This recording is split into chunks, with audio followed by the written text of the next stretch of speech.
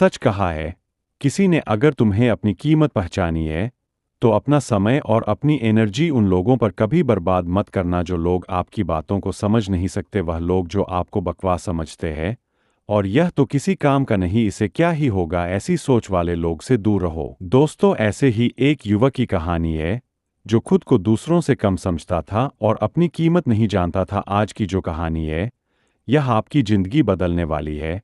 एक बार की बात है, एक महान गुरु प्रवचन दे रहे थे। प्रवचन में आसपास के लोग भी शामिल थे। सभी लोग गुरु को सुन रहे थे। कुछ देर में प्रवचन खत्म हो गया। तब लोगों ने गुरुदेव को प्रणाम किया और अपने अपने घर को चल पड़े। पर एक युवक वहीं पर बैठा रह गया। गुरु की नज़र उस युवक पर पड़ी तो वह पूछे, क्या बात है? युवक गुरु के पास गया और प्रणाम करके बोला, गुरुदेव, बहुत उलझन में हूं, जितना इस बारे में सोचता हूं उतना ही उलझ जाता हूं। कैसी उलझन है? बस गुरु ने प्रश्न किया। युवक हाथ जोड़कर बोला, गुरुदेव, यह संसार कितना विशाल है। संसार में लाखों करोड़ों लोग निवास करते हैं। उनमें भी एक से बढ़कर एक विद्वान कलाकार योद्धा है। ऐसे में उन सब के बीच मुझे जैसे सामान्य प्राणी का क्या मूल्य है? युवक की बात सुनकर गुरु मुस्कुरा दिए। वे बोले, तुम्हारे जिज्ञासा का उत्तर मिल जाएगा, पर इसमें थोड़ा सा समय लगेगा। क्या तब तक मेरा एक छोटा सा काम कर सकते हो? गुरुदेव, यह तो मेरे लिए गर्व की बात है कि मैं आपके काम आ सकूं। युवक ने अपने हाथ जोड़कर कहा, गुरुदेव, आप आदेश करें। गुरु ने युवक को एक चमकीला पत्थर देते हुए कहा, तुम्हें इस पत्थर का मूल्य पता करना है और ध्यान रहे, इसे बेचना नहीं है, सिर्फ इसका मूल्य पता करना है।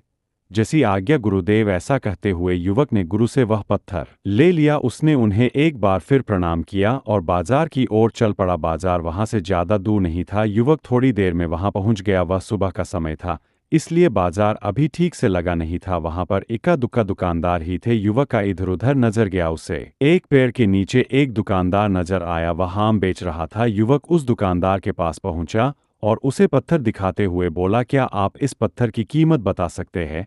दुकानदार एक चालाक व्यक्ति था। पत्थर की चमक देखकर वह समझ गया कि अवश्य ही यह कोई कीमती पत्थर है। वह बनावटी आवाज में बोला, देखने में तो कुछ खास नहीं लगता, पर इसके बदले 10 आम दे सकता हूं। दुकानदार की बात सुनकर युवक को हल्का सा क्रोध आ गया। वह मन ही मन समझता है, इतना सुंदर पत्थर और इसका मूल्य सिर्फ 10 आम, अवश्य ही यह झूठ बोल रहा है।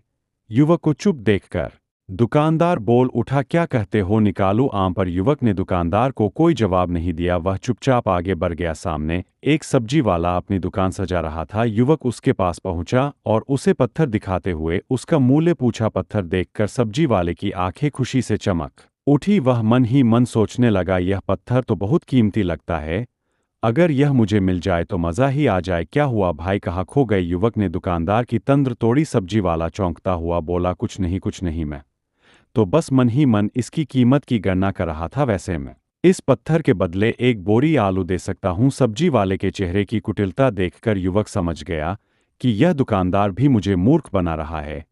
मुझे किसी और से इसका मूल्य पता करना चाहिए। यह सोचता हुआ युवक आगे बढ़ गया। सब्जी वाले दुकानदार ने युवक को पीछे से आवाज लगाई, क्या हुआ भाई, अगर आपको यह मूल्य कम लग रहा है तो बताए तो सही, मैं इसे बढ़ा दूंगा। पर युवक ने इसकी बात पर ध्यान नहीं दिया। वह अब इधर उधर किसी ऐसे व्यक्ति को खोजने लगा जो जानकार हो और उसे पत्थर की सही मूल्य बता सके। युवक को लग रहा था कि अवश्य ही यह कोई कीमती पत्थर है, शायद कोई जोहरी इसका सही मूल्य बता सके। यह सोचता हुआ युवक एक जोहरी की दुकान पर पहुंचा। जोहरी अपनी दुकान को अभी खोल ही रहा था। उसने युवक को अपनी दुकान की ओर आते हुए दूर से देख लिया था। साथ ही उसने युवक का हुलिया देखकर यह भी भांप लिया था कि यह कोई गरीब व्यक्ति है जो संभव कोई गहना बेचने आया होगा। जोहरी ने हाथ जोड़कर युवक को नमस्कार किया और मुस्कुराकर पूछा, बताइए महोदय, आपकी क्या सेवा कर सकता हूं? युवक ने गुरुदेव का दिया पत्थर अपनी हथेली पर रख दिया और बोला, इसका मूल्य पता करना था। पत्थर को देखते ही जोहरी उसे पहचान गया कि यह बेशकीमती रूबी पत्थर है जो किस्मत वाले को मिलता है। वह बोला, पत्थर मुझे दे दो और मुझसे 1 लाख रुपए ले लो। कहते हुए जोहरी ने पत्थर लेने के लिए अपना दाहिना हाथ बढ़ाया, पर तब तक युवक ने पत्थर को अपनी मुट्ठी में बंद कर लिया था। उस पत्थर के मूल्य का अंदाजा हो गया था, इसलिए वह गुरुदेव के पास जाने के लिए मुड़ गया। जोहरी ने उसे पीछे से आवाज लगाई, अरे रुको तो भाई, इसके 50 लाख दे सकता हूं। लेकिन युवक को वह पत्थर बेचना तो था नहीं, इसलिए वह रुका नहीं और दुकान के बाहर आ गया। पर जोहरी भी कम चालक नहीं था। वह उस अनमोल पत्थर को किसी भी कीमत पर अपने हाथ से जाने नहीं देना चाहता था।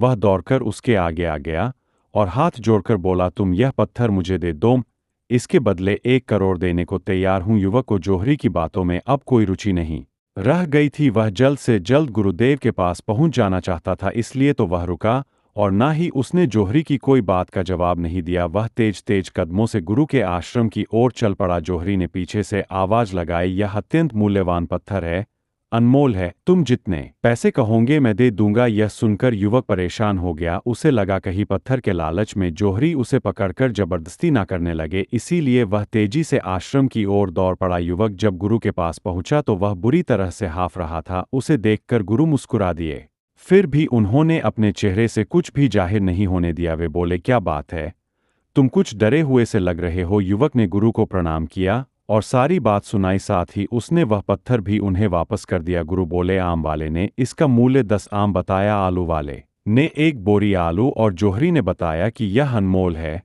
इस पत्थर के गुण जिसने जिसने समझे उसने इसका मूल्य उसी हिसाब से लगाया। ऐसी ही यह जीवन है, प्रत्येक व्यक्ति खान से निकले हुए एक हीरे के समान है जिसे अभी तराशा नहीं गया है। जैसे जैसे समय की धार व्यक्ति को तराश की जाती है, व्यक्ति की कीमत बढ़ती जाती है। यह दुनिया व्यक्ति को जितना पहचान पाती है, उसे उतनी ही महत्व देती है। कहते हुए गुरु एक क्षण के लिए रुके, फिर बोले, किंतु आदमी और हीरे में अंतर यह है कि हीरे को कोई दूसरा तराशता है और व्यक्ति को अपने आप को स्वयं ही तराशना पड़ता है। और जिस दिन तुम अपने आप को तराश लोगे, तुम्हें भी तुम्हारा मूल्य बताने वाला कोई ना कोई जौहरी मिल ही जाएगा। तो दोस्तों, कैसी लगी आपको यह कहानी? कमेंट बॉक्स में कमेंट करके जरूर बताएं और ऐसी ही प्रेरणादायक कहानियां सुनने के लिए चैनल को सब्सक्राइब जरूर करें।